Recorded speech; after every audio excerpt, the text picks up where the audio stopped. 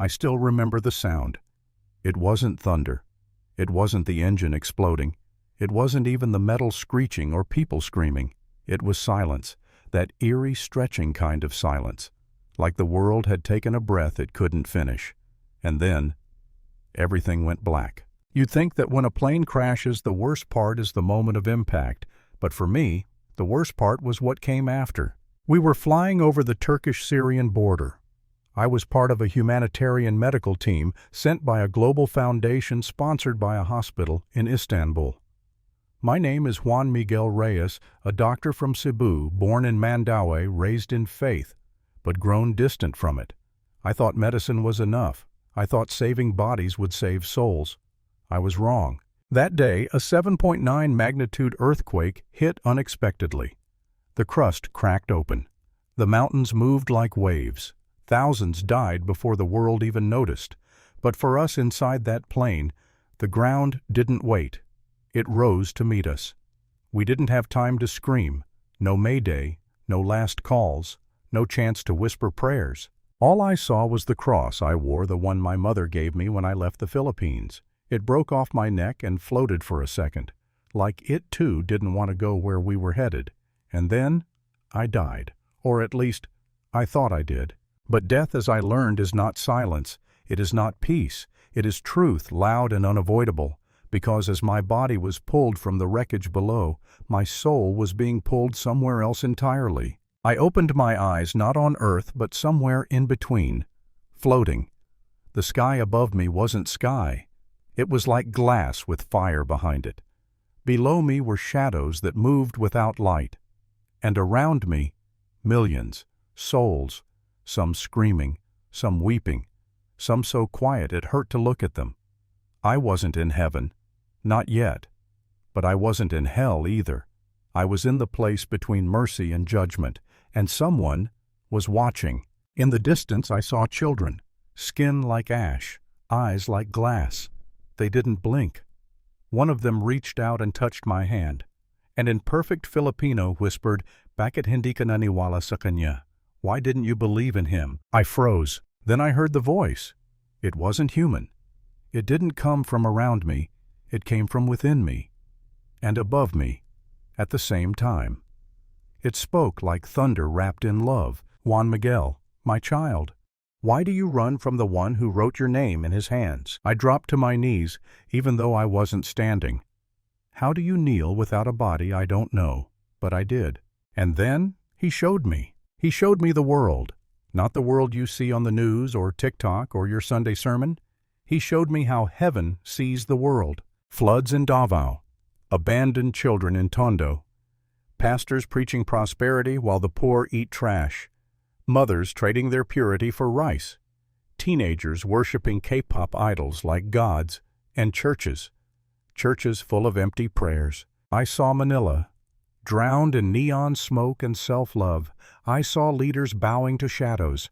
I saw my own heart, and it was full of good deeds, yes, but no faith. And then I heard it again. Do you want to know what comes next? My lips couldn't move, but my soul cried, yes, and just like that, the sky above me broke open, not like a window, but like a wound, and through it came a vision, of seals of trumpets, of beasts, of a woman crowned with stars, and a dragon that hungered for her child. I thought I was dead, but no, I was chosen to see what most fear to believe. I don't remember breathing. I don't remember falling either, but somehow I was moving upward, inward, deeper into something vast. The air didn't feel like air. It was weightless, yet it carried a gravity I couldn't name, as if I was inhaling truth itself. I saw no sky, only light layered like ocean's gold, then sapphire, then something too bright for color. And in the center of it all stood a throne. No one sat on it yet. It was as if heaven was holding its breath waiting. A voice came, not thunder this time, but wind. It circled me, passed through me, spoke inside my bones. You have seen what man refuses to see. But now you must write what is, what was, and what is still to come. Before I could speak, a being stepped forward out of the light. He had no wings. He didn't glow, but I knew instantly he was not of this world. In his hand was a scroll, ancient, alive, pulsing with something eternal. He extended it toward me. "Take it, Juan. Eat it. Let it become part of you." His cebuano was perfect, like my grandmother's lullabies. I hesitated. "Eat it." But before I could resist, the scroll unraveled itself and the words rose from the page. Living fire, not letters. They danced across my skin, branded my chest, entered my very soul. And I wept. The scroll carried more than prophecy. It held names, places, wounds that had never made it into sermons or books, secrets buried beneath polished religion. It held pain, and yet within the pain, hope, a kind of hope that pierced before it healed. Then the being raised his hand. "Now turn. What you see right on the walls of their hearts." The atmosphere cracked open, and I saw 7 flames each hovering above a golden lampstand. They flickered like stars caught mid-prayer. "These," he said, "are the 7 churches." I didn't recognize any of their names, but I knew them all. They no longer bore names like Ephesus or Laodicea. No. Now they were called the Church of Comfort, the Church of Convenience, the Church of Nationalism, the Church of Influence, the Church of Applause, the Church of Indifference, the Church of Half-Truths. Each flame told its own story. Each flame revealed a wound. Each was burning, but only barely. I watched one flicker low on the verge of going out. A whisper reached me. This church once danced in the streets, prayed under mango trees, fed the poor. But now it debates in live streams, sells faith in T-shirts, and chases donations over devotion. Then I turned to another. Its flame burned too hot, violent, proud, consuming all around it. And I heard it. "You have turned my house into a stage, but I was never in the spotlight." Something in me shattered. I wanted to scream, to go home, to tell my pastor, my people, anyone who'd listen, but the voice came again. "Not yet, Juan Miguel. First you must see what comes when the lampstands go out." And then slowly the 7 flames began to dim, one by one, until only smoke remained. And in that smoke, shadows began to move. Horses, crowns, blood, a storm was rising, but not from clouds, from judgment, and from love. I fell again to my knees, or whatever part of me still resembled knees, and I whispered, "What am I supposed to do with all of this?" And the voice replied, "Remember, record, return. The time is near." The scroll had burned its way into my soul. Now the fire opened my eyes. The angel stood beside me silent, as if what I was about to witness didn't need explanation, only understanding. 7 lampstands floated before me again, each glowing with its own intensity. Then the first flame surged forward, and I was pulled in. The Church of Comfort, Taguig City. I saw air-conditioned halls, soft seats, spotless stages. Worship music played like pop concerts. The people clapped, but they didn't weep. They raised their hands, but not their hearts. The preacher stood in designer shoes, declaring favor and harvest and destiny. But at the back of the church, a woman nursed her sick child unnoticed. Beside her, a man in torn slippers prayed for food, not a breakthrough. You have made my presence a program. You sought comfort, but ignored the cross. I wept. The Church of Convenience, Cebu. Here the cross was optional. The Bible was edited. Sermons lasted 15 minutes, just enough for Instagram reels. I saw teenagers scrolling during service, their eyes more fixed on filters than faith. Leaders planned retreats in luxury mountain resorts, while the hungry lined the church gates unwelcome. You follow me only when it's easy, but I died for you in agony. The Church of Nationalism, Quezon Province. The cross was wrapped in a flag. The pastor cried that God would raise the nation, while politicians behind him smirked and exchanged donations for pulpits. The people clapped louder for heroes than for Christ. They prayed for elections, more than revival. You replaced the kingdom with a country, and you called it holy. The Church of Influence, Makati. Screens, cameras, sponsorships. The preacher had millions of followers, but no tears on the altar. People didn't bring Bibles, they brought brands. One girl live-streamed her encounter with Jesus, with filters and hashtags.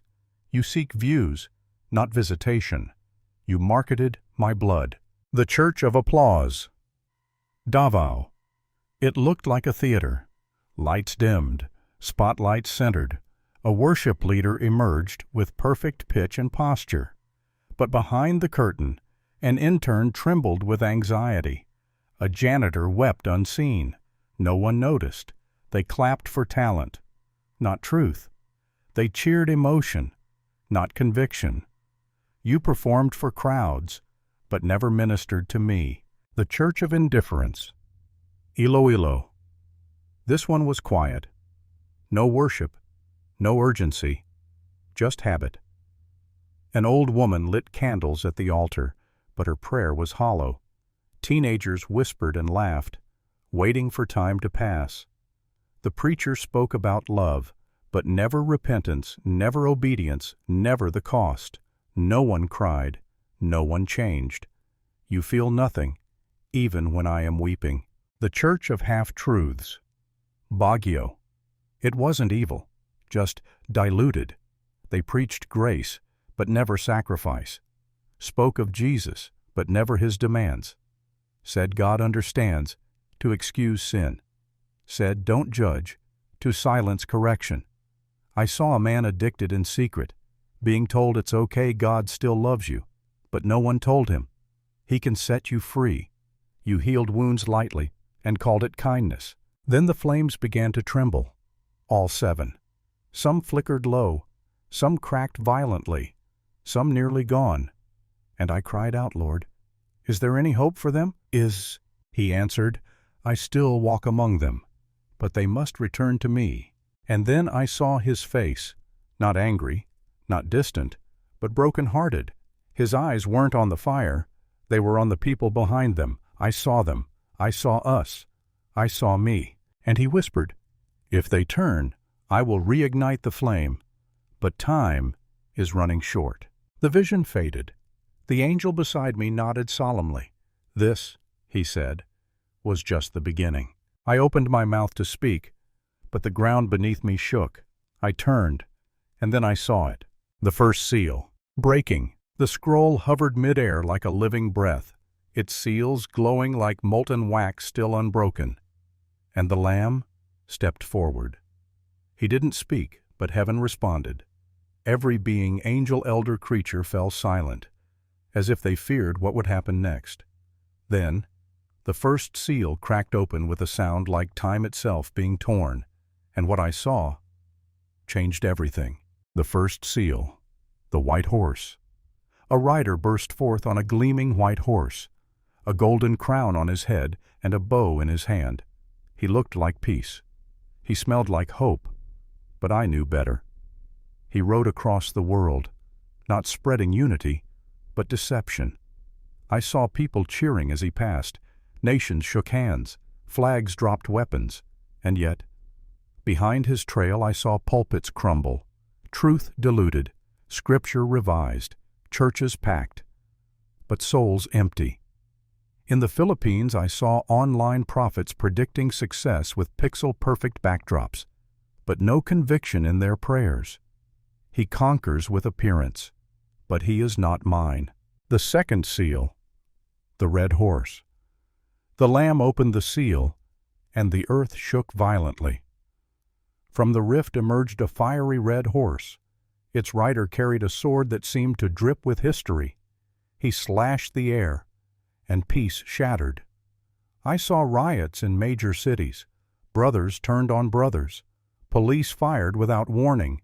Citizens hurled stones with blind fury. In Manila, smoke rose over burned barangays. Families divided over ideologies. Fake news turning neighbors into enemies. Even churches debated each other, while their altars sat abandoned. He was permitted to remove peace, and men chose violence. I screamed, but no one heard me. The third seal, the black horse. When the Lamb opened it, silence fell again. Out came a horse as black as poverty. Its rider held scales, not to weigh justice, but survival. A voice echoed, a kilo of rice for a day's wage, a bottle of oil worth a week of labor. But do not touch the wine. I saw the contrast immediately. In the provinces, people stood in long lines for government aid that never came.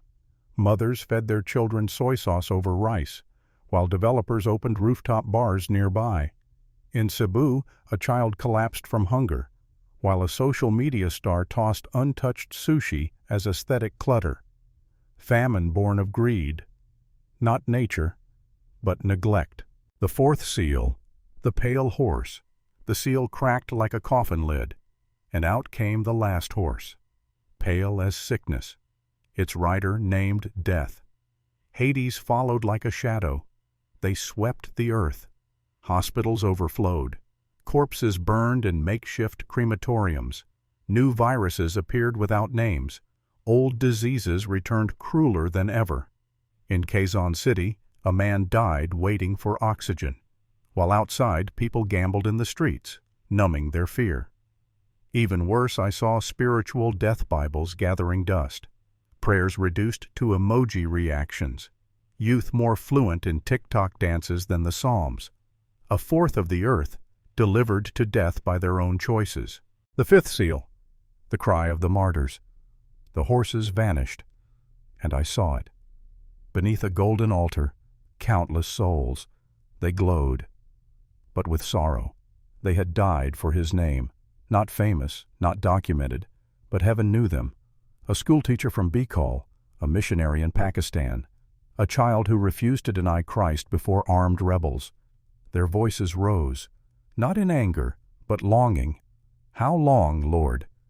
Before you judge those who killed us, and heaven answered, just a little longer, until the full number is complete. They were each given white robes and told to rest. It was the most painful peace I had ever seen. The sixth seal, earthquakes and cosmic collapse. Terror burst forth. The sky rolled away like a curtain. The earth convulsed. Mountains exploded into flame. The sun turned black. The moon bled. Stars fell like dying angels. I saw Makati swallowed by tremors. Baguio cracked open. Tsunamis in Surigao wiped out entire barangays. Families cried from rooftops. But no help came. Leaders ran to bunkers. The wealthy hid in airtight chambers. But their gold could not save them. The day of wrath has come. And who shall stand? I fell to my knees, not out of fear, but because I knew the answer. The seventh seal, silence. And then, nothing. No thunder, no fire, not even angel wings. Just silence that stretched and stretched. Heaven itself grieved. The Lamb stood still. No one moved. I thought the scroll was finished. But a whisper broke the void. The trumpets await. Heaven had just gone silent. But silence was only the calm before something ancient. Then I saw them 7 angels, each holding a trumpet, not made of brass but of burning light. They stood at the edge of eternity, looking not at the heavens, but at us, at the world, at me. One angel stepped forward. He held a golden censer, filled with fire. He dipped it into the altar, now glowing with the prayers of the saints, and hurled it toward the earth. Then it began. The first trumpet, fire and blood. The trumpet sounded, and the sky opened like a wound.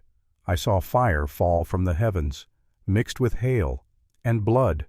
Forests burned, crops turned to ash, rivers boiled. In Mindoro, flames swallowed farmlands. In Benguet, wildfires danced through mountainsides that once sang with worship.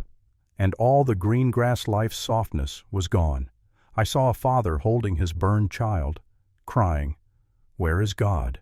And I wept. The earth rejected my rain. Now it shall know my fire. The second trumpet, sea of blood.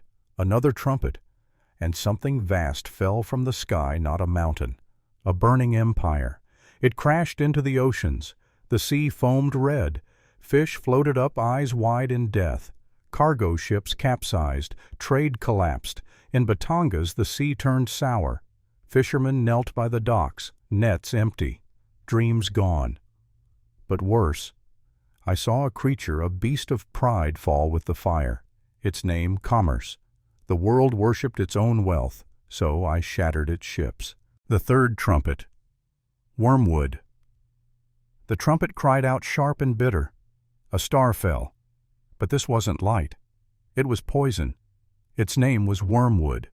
It pierced rivers, contaminated springs, made drinking water taste like death.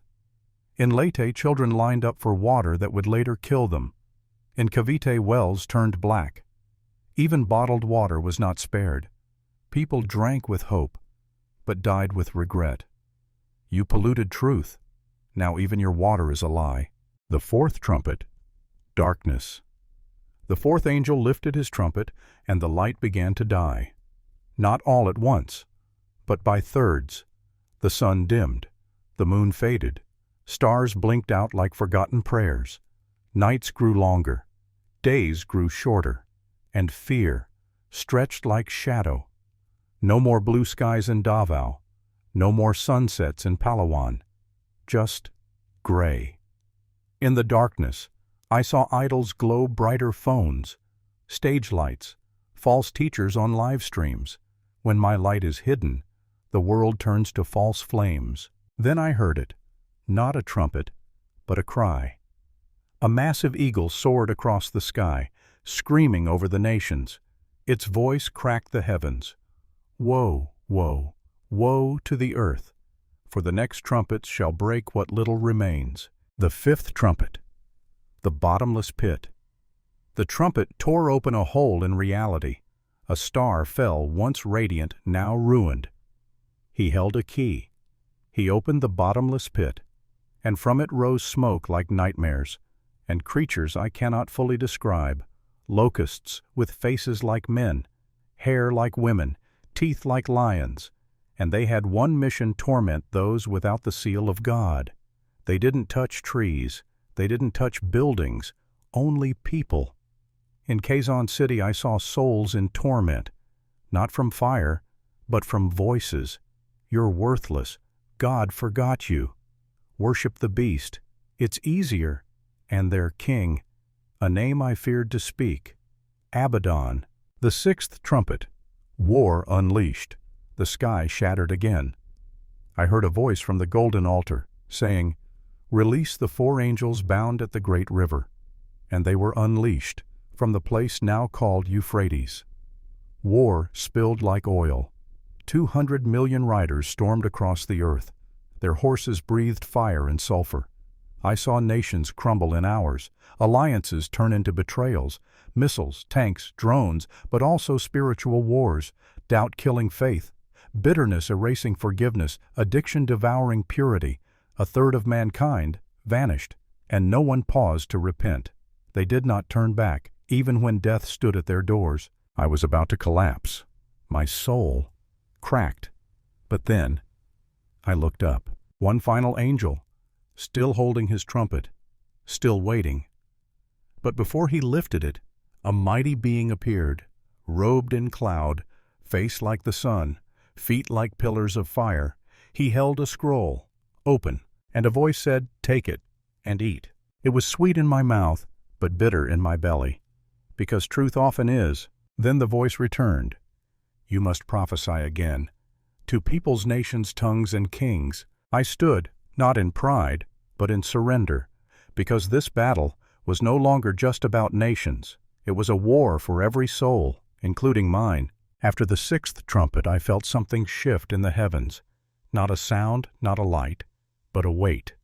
Then I saw her, not a woman of virtue, not a queen of light, but a figure dressed in scarlet and gold, dripping with perfume, yet reeking of blood. She rode a beast with 7 heads and 10 horns, its body covered in blasphemy. Its breath stank of compromise. On her forehead written not in ink, but in fire, Mystery Babylon the Great, the mother of harlots. She held a golden chalice, but it was filled with abominations. She laughed while drinking the blood of the saints. She danced over the ashes of prophets, and I realized this was not the Babylon of old. This was now. This was the world, and everything we called normal. She sat atop nations, kings, presidents, influencers. She whispered promises in their ears. Let the people worship freedom, but redefine what freedom means. Let them worship love as lust. Let them worship peace by silencing truth. And they obeyed. I saw Metro Manila in her shadow, its skyline glimmering, but its soul weeping. Billboards promoted skin over spirit. Churches preached success over surrender. Children dreamed of being famous, not faithful. I saw men bowing to stock tickers instead of the cross. Women craving the applause of strangers more than the smile of heaven. Pastors chasing microphones instead of mantles. And entire schools replacing prayer with policies. In social media, I saw her most clearly. She wore filters, twisted scripture into slogans, made sin a trend, and people loved her for it. Then, a voice from heaven cried out, "Come out of her, my people, lest you share in her sins and receive her plagues." But few listened. Suddenly the woman began to tremble. The beast turned against her. The nations she once seduced began to hate her. Kings who once toasted to her beauty now burned her name in panic. The merchants wept. Their ships sank, their goods spoiled. I heard their cries echo through the ports of the world. Alas, alas, that great city is fallen. In 1 hour our riches turned to dust. And it was true. Luxury malls turned to rubble. Skyscrapers collapsed like cardboard. Networks went silent. Banks crashed. What used to be trending was now forgotten. I saw politicians flee with bags of money, but no one accepted it. It had no value. Celebrities cried live on their platforms, but their followers were gone. There was no one left to watch. She made the nations drink the wine of her fornication. Now she shall taste the cup of my wrath. A mighty angel then appeared and lifted a boulder shining like a millstone. He hurled it into the sea and declared, "So shall Babylon fall violently, permanently, irreversibly. She will never rise again." I wanted to celebrate. I wanted to clap, to shout, finally. But I couldn't, because I remembered. I once belonged to her. I had taken her gold. I had spoken her slogans. I had tasted her cup. I was not just a witness to Babylon, I was complicit. And then Jesus came again. Not with thunder this time, but with tears. He looked at the smoke rising from Babylon and turned to me. His voice was soft, but it shook my soul. This is what happens when my bride sells herself, when the church becomes a customer, when truth is auctioned to the highest bidder. But still, I call you back. He stretched out his hand. Come out from her, Juan, and tell my people I am still waiting. I fell to my knees. Ash fell like snow, and through the smoke I saw a new horizon, not clearer, but brighter. Babylon had fallen. But something else was coming, something holy, something eternal. The smoke of Babylon still rose behind me, thick and choking like the memory of sin. But then a rumble, not from the earth but from eternity. I turned, and the sky began to split. Not like a crack, but like a veil being torn at the center of the universe. Light poured through, but not just any light. It was a person. He rode a white horse, not of marble but of judgment. His eyes burned like flames. On his head were many crowns, and written on his thigh, King of Kings, Lord of Lords. His robe was dipped in blood, not his own, and in his hand no sword, because the sword came from his mouth. It is time, he said. The world has chosen. Now I will judge. Behind him rode an army, not with tanks or guns, but dressed in white linen, clean, pure, unstoppable. They were the saints from every nation, every tongue. I recognized some of them. A woman who died sharing the gospel in Mindanao. A child who sang worship songs while his house was burning. An old man who preached under bridges.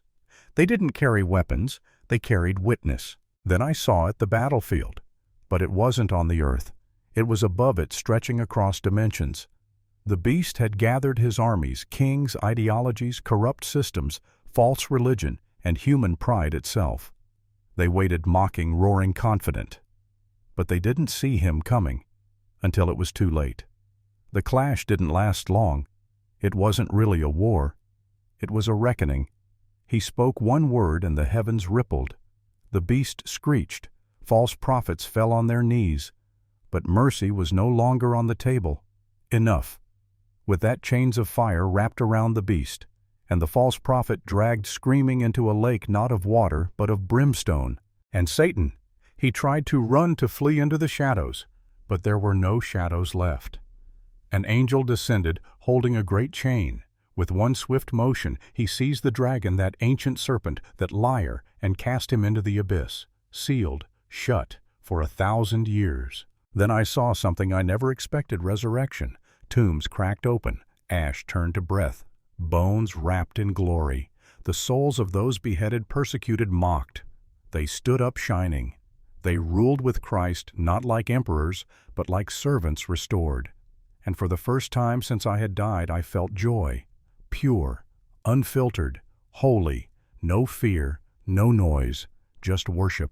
For 1,000 years peace reigned. Nations walked in light.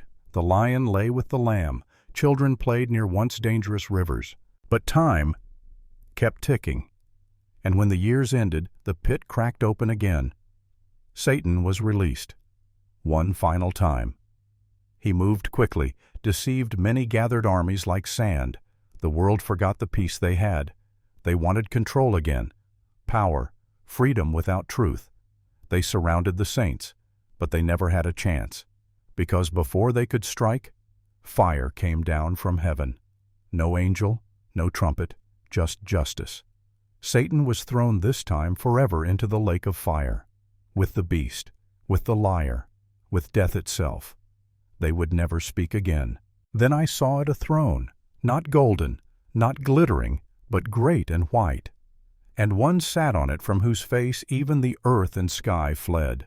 Books were opened, lives were measured, and every soul, great or small, stood. I saw people I knew. Some I thought were holy, but their names weren't in the book. Some I thought were lost, but Jesus smiled when he saw them. "Well done, my child," he said to a woman who had no titles. "You loved me in secret. Now I honor you in glory." But those not written in the book were cast out, not in anger, but in finality. No more chances, no more time. I wept, because even justice hurts when you remember faces. Then the throne faded, the sky glowed, and I knew something new was coming, something perfect. The judgment throne faded into light, not a harsh light, but one that embraced me. For the first time since I died, I felt no weight on my shoulders, no ache in my soul, no shame in my story. Then the voice returned, "Behold, I make all things new." The moment those words echoed, the old heavens and the old earth passed away, like fog burned by sunrise, and in their place came a city. It didn't fall. It descended, like a bride walking down the aisle, radiant, prepared, overflowing with promise. It sparkled like crystal walls made of jasper foundations, layered with every precious stone. 12 gates guarded by angels, 12 names written, the tribes of Israel, 12 foundations, the apostles of the Lamb. And through the center, a river, not muddy, not still, but living. I stood at the gates, afraid to walk in, afraid I wasn't worthy, afraid my past would disqualify me.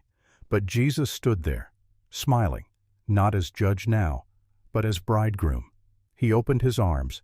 "Come, Huan, the old has passed, the new has come." I stepped forward, and the moment my feet touched the streets golden like glass, something broke inside me. But it wasn't pain, it was every unanswered prayer being answered all at once. There was no sun, no moon, because God himself lit the whole city. There was no temple, because the Lamb was our sanctuary.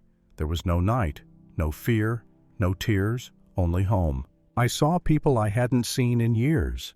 Lola Nena, my grandmother, waving with tears in her eyes. My childhood friend who died in a flood when we were 10, smiling like nothing was ever lost. Even strangers. But somehow I knew them. We were all family. No more jealousy, no more divisions, no more labels, only sons and daughters, finally reunited with their Father. And then I saw the tree of life. Its branches reached across the river, bearing 12 kinds of fruit, one for each month. Its leaves were for the healing of the nations, Filipinos, Syrians, Americans, Africans. No more borders, no more war, just one kingdom. I walked down the river and every step felt like singing. Then I heard him again, closer than ever. I am the Alpha and the Omega, the beginning and the end. To the one who thirsts, I will give from the spring of life without cost. Come. I looked around and realized this wasn't just for me. This wasn't just for the saints or the strong. It was for the addict who still wants to be free, for the mother praying over her sleeping child, for the broken pastor who thinks he's disqualified, for the teen girl afraid to face tomorrow. It was for you. Yes, you reading this. He's calling. Not with lightning, but with love. Then the voice spoke one last time, I am coming soon. Blessed are those who wash their robes, for they shall enter the city and eat from the tree of life. And I whispered the only words I had left. Come, Lord Jesus. That's when I felt it. My body, my lungs gasping, my heart pounding, my eyes opening. I was back on a hospital bed. But something was different. I had been dead, but now I was alive. Not just in body, but in purpose. So now I tell you this, heaven is real, so is judgment, so is mercy. The end is coming, but for those who believe, it's only the beginning.